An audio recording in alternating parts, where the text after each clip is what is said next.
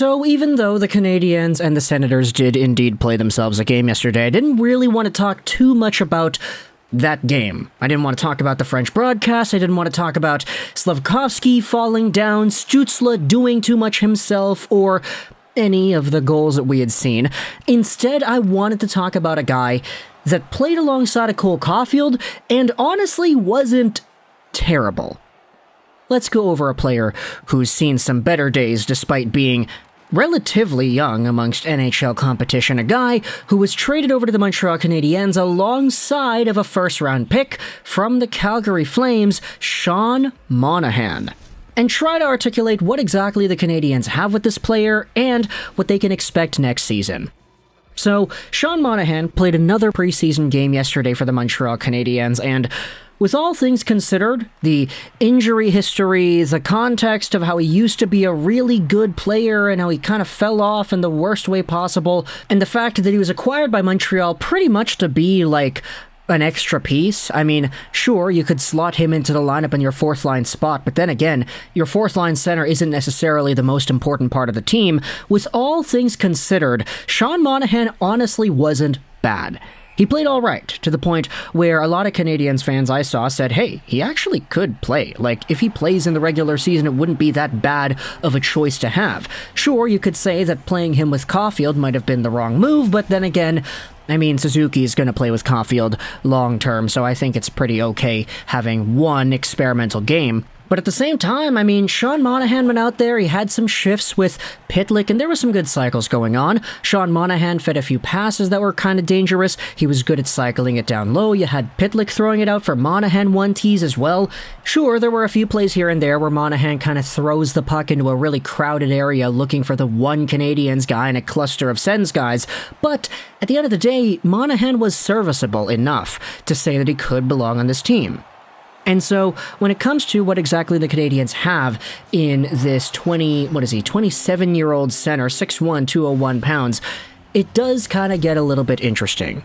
Let's go over the entire profile of Monahan, kind of recap where he was as a member of the Calgary Flames, and talk about why things got so bad, to kind of paint a picture as to what the future could hold for this player. As we said, he's 27, so he was drafted back in 2013. He was a 6th overall pick by the Flames, and he was seen immediately as one of the best prospects the team had in a long time.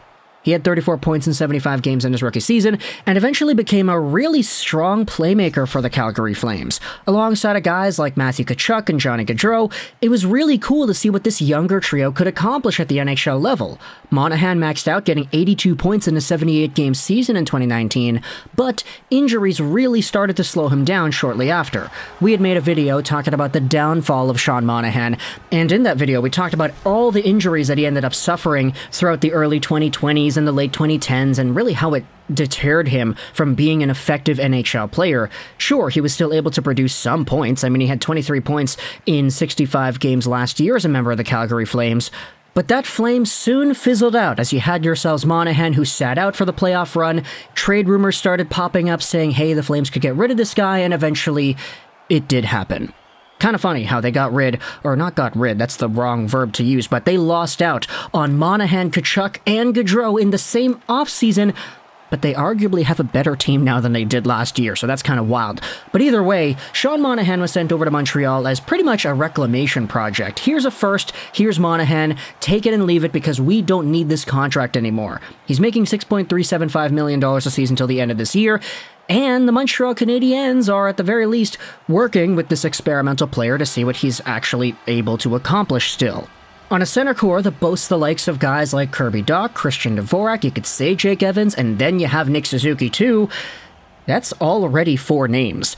Monahan would be the fourth-line center, if not an extra scratch, unless you try to put him on the wing, which I actually do think would be an interesting opportunity because he's a really good passer, really good playmaker. The instincts, even though your body can't keep up, you can't make the same plays that you were able to make when you were younger because your body just cannot endure whatever soreness or pain comes out of that.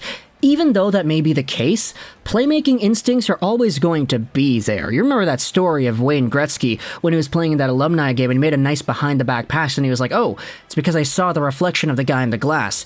Instincts don't leave you. And so for Sean Monahan, we'd seen yesterday against the Ottawa Senators that even though he was not the absolute game-changing, point-per-game guy like he was a few years ago, he still had some pretty good reads, had some really good passes, and found himself some open ice to get some nice one-timer opportunities.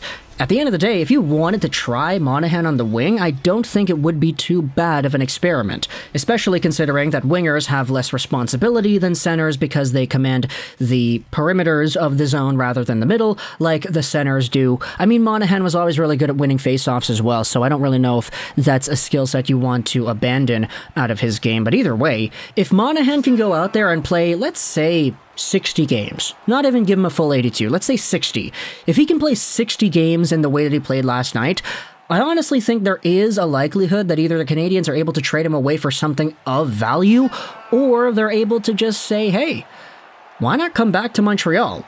I mean, you saw the video that Sean Monahan made of him joining Montreal and how happy he looked. Everybody knows that this is sort of a second chance for Monahan to revive his NHL career.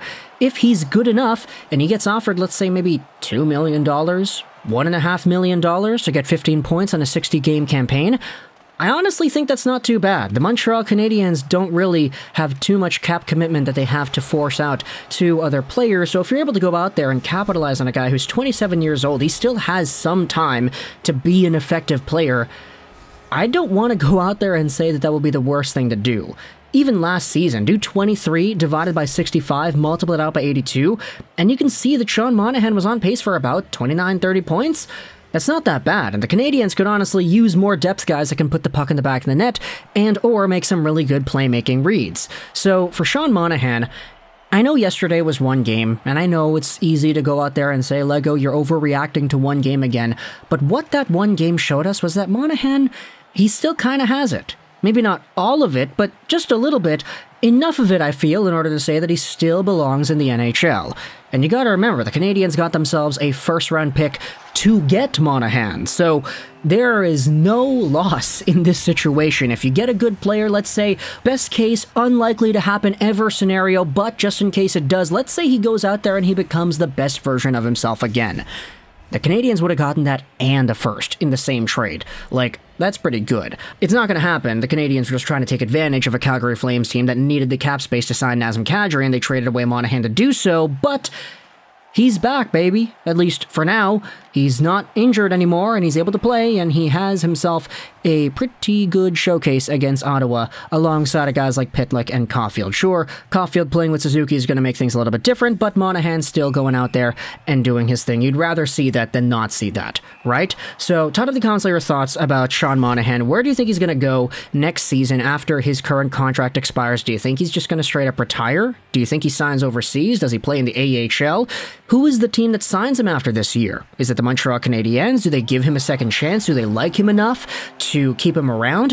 What did you think about Monahan in this game yesterday against the Ottawa Senators? Sure, there were so many other angles to talk about. Caden Cooley scoring and Juraj getting involved in things. Ottawa Senators love that guy, by the way, if you hadn't noticed already. But I just wanted to focus on Monahan because he is the player that I think is the most intriguing on the Canadiens so far. So let me know your thoughts in the comment section below. I hope you enjoyed this Juraj Rolls 99. And bye.